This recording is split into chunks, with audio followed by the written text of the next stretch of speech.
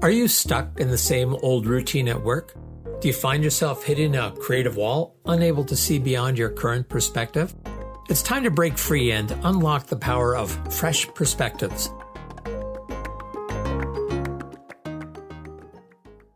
Well, we are back with Season 2 of Discover Fresh Perspectives, and it's my pleasure today to have as our first guest, Donald Cooper. Welcome, Donald.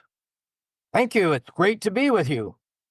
So, Donald, I know we're going to talk about a number of things today, but first I thought if you could give our audience just a little bit of background about you and what you do, just to give a little context for what we're going to be talking about, that would be fabulous.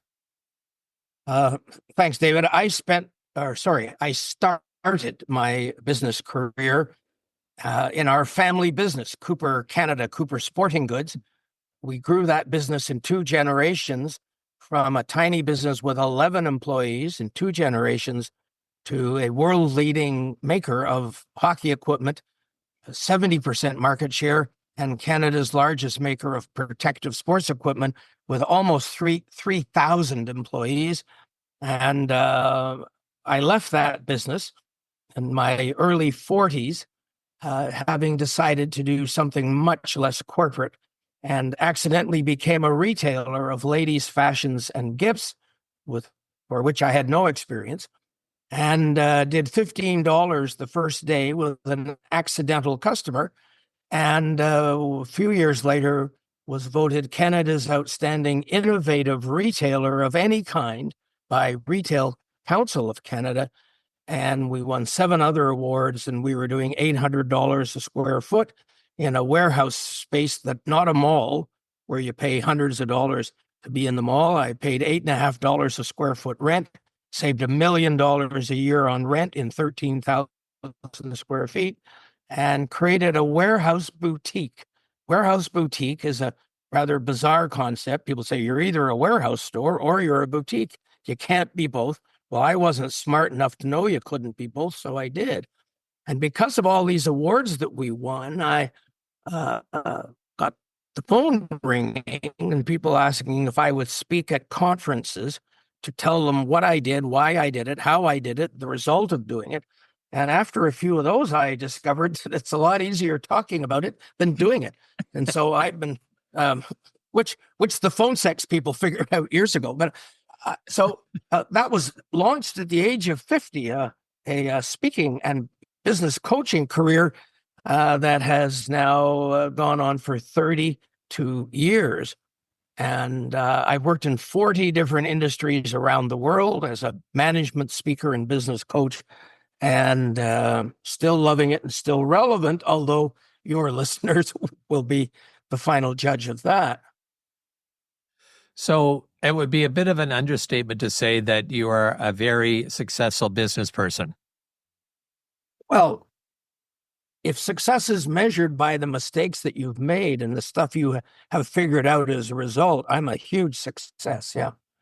Well, I think if you can get those mistakes and use them as a springboard to success, then I think that's fabulous. A great way to go.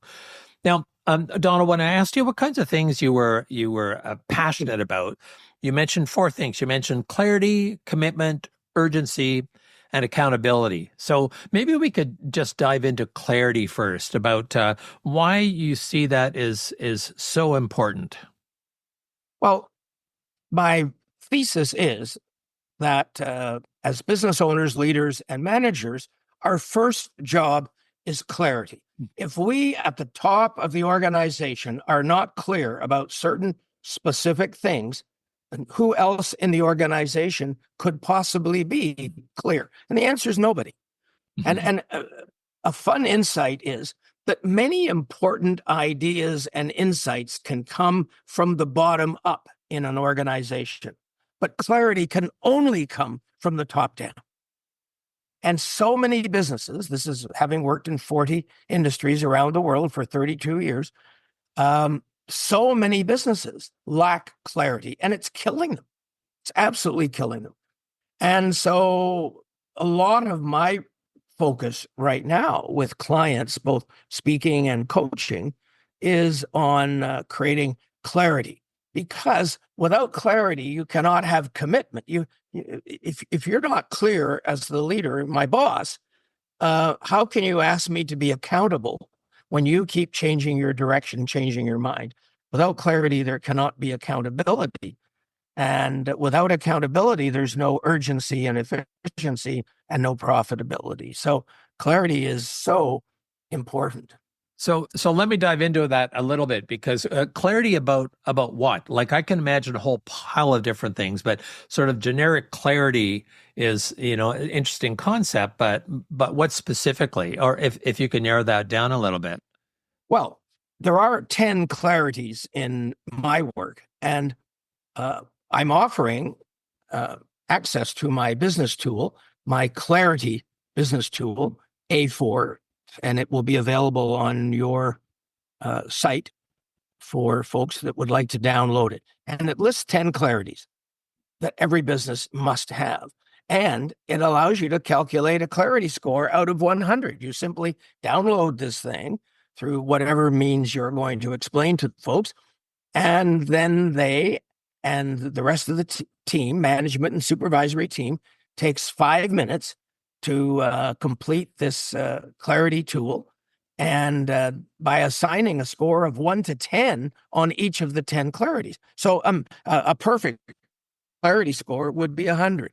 Well, what I can tell you is that most of my clients come up with a clarity score of somewhere between 35 and 50. 50 would be high.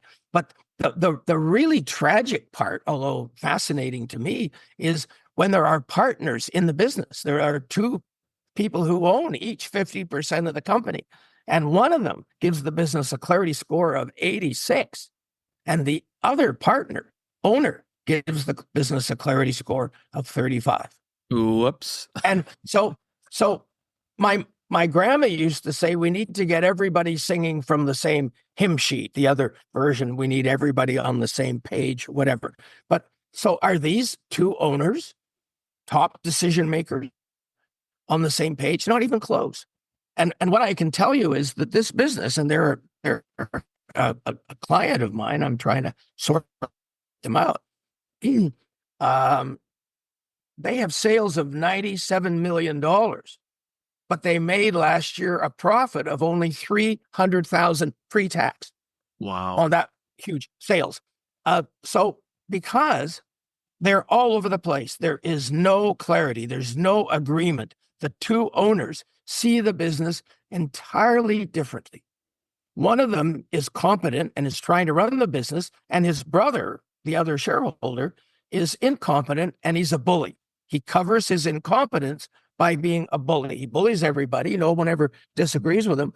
So he says, we have a high clarity score. We have 80 something clarity. But his brother, who's trying to run the business, says, no, we're more like 35% clarity out of 100. So they agree on nothing, and the business is dying. Wow. And I've just gotten involved in this thing recently, and we're trying to sort this out. And the only way to sort it out is to get rid of the bully brother, to buy him out. And I've been down that road 100 times. I know how it ends. So could you give a couple examples of what the different items are that people would score themselves on, within the clarity? What is it that people need to be clear on? I'll give you 5 of them. Okay. Start with. Number 1, the compelling customer value and experience that we commit to deliver. Compelling customer value and experience that we commit to deliver. Number 1. Number 2, what we commit to become. What do we commit to become in 3 to 5 years? Just 10 years is too far out. Everything's changing so quickly. Nobody has any idea. So what do we commit to become? Number 3, how we'll get there. We need clarity on how we're going to get to that extraordinary future. Number 4, the extraordinary bottom line that we commit to generate. And number 5, how we commit to behave along the way. Now, you'll notice that I have used the word commit to deliver, commit to become, commit to generate, commit to behave. I use the word commit. Every business in the world talks about goals, targets, aims, and objectives. They all do. We have this goal, we have this target, we aim to do this. I had a coaching client in Winnipeg, and it said on their website, "We strive to be ethical. We strive to be ethical." What is that? I mean, ethical is like pregnant. You is or you ain't. And I said to him, "Do you realize when you say we strive to be ethical, what you're saying is we give it a shot. We never quite get there, but we're giving it our best. We're giving it a shot, and don't hold it against us." And he said, "I never thought of it that way." Well, you should. So I'm on a global campaign to get every business and organization in the world to stop talking about the weak and wishy-washy things, goals, targets, aims, and objectives that leave way too much wiggle room to not perform, and create a culture of commitment. What do we commit to become? What do we commit to deliver? How do we commit to treat each other on the team? How do we commit to treat our community, our planet? We need to create cultures of commitment, but we cannot do that without having first a culture of clarity. So there's 10 clarities in total, and anyone who cares to download the tool for free, then you can actually calculate the clarity score in your business and have a number of your top folks and your supervisors and maybe a few of your frontline people complete this thing. Takes 5 minutes each, and then analyze it and see if you're all on the same page, if you're singing from the same hymn sheet, because you're probably not. And it seems then after that, once you have that score, if you see it low, you have to come up with some concrete plans to do something about it. And if you now don't, you know what you have to fix. It's the ones with the low scores. Exactly. But here's another key, David, and that is it's not a commitment until the other person agrees to it. Businesses don't die from a single shot to the head. They die slowly but surely from 1,000 uncompleted tasks. It's one of my little insights. And I have a 10-word solution for that. Every time we assign a task or a project, we look the other person in the eye and we ask the 10-word magic question that changes everything. By when can we agree that this will be completed? And then you negotiate a commitment. But it's not a commitment until they agree to it. Because when I talk about creating a culture of commitment, everyone's concerned that they'll have arbitrarily unreasonable, unachievable commitments imposed on them, and they're being set up to be losers and to get fired. No, it's not a commitment until they agree to it. You negotiate. By when can we agree this will be completed? And then you negotiate and you agree on the commitment, but then it's a commitment. And then it's documented and it's followed up. The world is run by those who follow up. Simple stuff, but so powerful, essentially. It seems like those things also, once they have that clarity and commitment, that's where the accountability comes in as well. And that, you're not, from what you just said, I would imagine that you're not accountable to a thing so much as you're accountable to a person to do what you said you're going to do. David, you just hit it right on the head. That you cannot have accountability if I didn't commit. If I didn't make a commitment, how can you hold me accountable? And I can't commit if you don't have clarity in the organization about who we are and where we're going and what we commit to deliver. People say there's no such thing as customer loyalty anymore. And the truth is that people are loyal to what's best for them or what they assume is best for them. That's gold. People are loyal to what's best for them or what they assume is best for them. So rather than saying there's no such thing as customer loyalty anymore and whining and complaining and blaming God for making people differently or whatever, let's take ownership of the problem and create compelling customer value and experiences that make us what I call the clear, wise choice, clear and compelling wise choice for our target customers. So until we've done the work to become the wise choice, we shouldn't be whining that there's no such thing as customer loyalty. So got to be clear about what our compelling value is. So I can't remember in the order the first five that you talked about around clarity, but one of them sounded similar to, I think, what we want to be in 5 years, right? And I think some people talk about that, in terms of our vision, but you don't hear people talk about commitment to the vision. So I see, some clients that come back year after year and just review the vision and say, yes, that's our vision, but it lacks the commitment that I think you were saying is so important. Yeah. David, in my universe, there are 5 pillars of clarity, commitment, and accountability in an organization. There are 5 things that keep the organization clear. Number 1 is our statement of purpose, our 5 whys. What's our customer purpose? What's our employee purpose? What's our investor purpose? What's our community purpose? And what's our environmental purpose? There are 5 whys. Simon Sinek wrote a book about why. I've been talking about why for 30 years. I didn't write a book. Shame on me. But the first clarity pillar of the 5 is statement of purpose. The second is our statement of values. What do we stand for? Our third is a 3 to 5 year vision, operational vision, not those airy-fairy visions like we love our customers, we honor the diversity of our staff, we'll work hard and have fun, sign them. That's what most companies have as a vision statement. It's absolutely meaningless. And so I spent 7 years developing a concept of an operational, I call those weird fluffy ones the aspirational vision. They're not worth the paper they're written on. So I spent 7 years developing an operational vision, 6 points on one piece of paper that states clearly, specifically, and measurably, clear, specific, and measurable vision of what we commit to become in 3 to 5 years. 6 points, one piece of paper. So that's number 3, our 3 to 5 year vision. Our 4th pillar of clarity is our annual mission. What do we commit to do this year to move towards our 3 to 5 year vision? And then number 5 of the pillars of clarity is our detailed commitment to action. That's where most companies fall down. Our detailed commitment to action, which is specifically what will be done, by whom, by when, at what expense, with what outcomes, measured how, and rewarded how. That's commitment to action. So where that's different, and what I like about it is, like, I've heard a lot of companies that have their mission, and it's kind of like a forever mission. This is what we're doing. But I really like the fact that you're talking about the mission. This is our mission this year. That to me seems to give it a lot more focus. I have an article on the truth about vision and mission. They aren't what you think they are. And I'm going to send you that one as well for you to post for folks, because it's a whole different way of looking. We need clear, specific, and measurable, not airy-fairy. We love our customers, honor the diversity of our staff, we'll work hard and have fun. It's meaningless. And everyone in the organization knows it's meaningless, except the few people at the top who think it's wonderful. Who created it?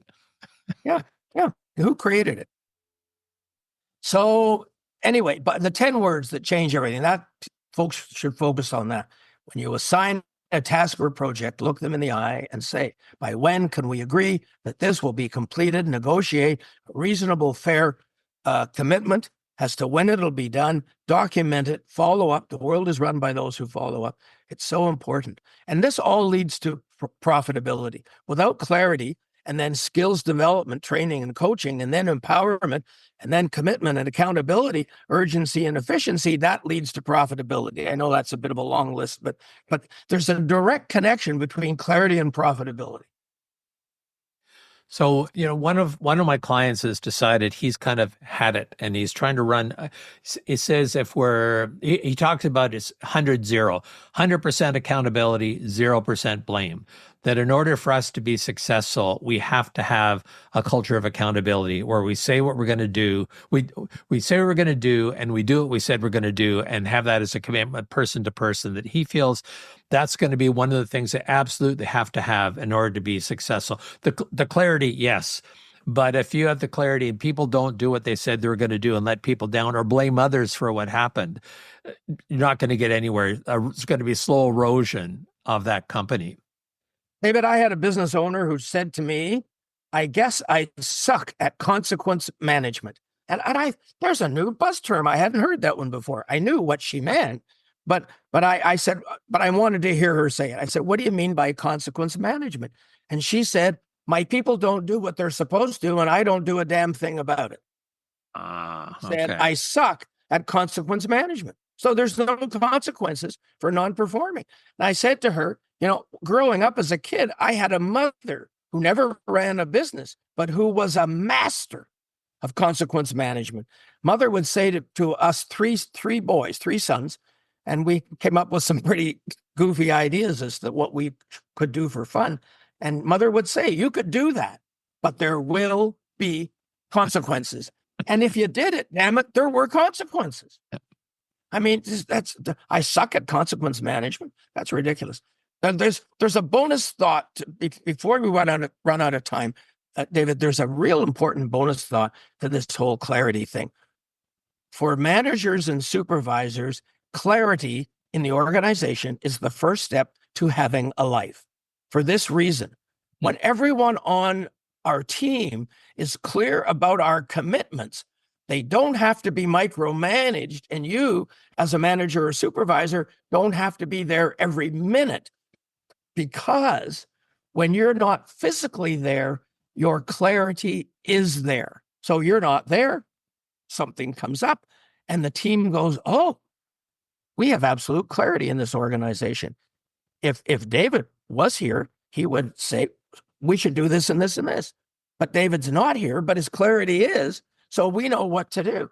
And so if we don't create clarity, we do have to micromanage everybody, and we do have to be there every minute. So clarity is the first step, not only in getting the business on track, it is the first step to having a life. And that's really important. So let's say we have clarity, and, we've talked about commitment, and, there's a sense of urgency as well. And we've talked about accountability.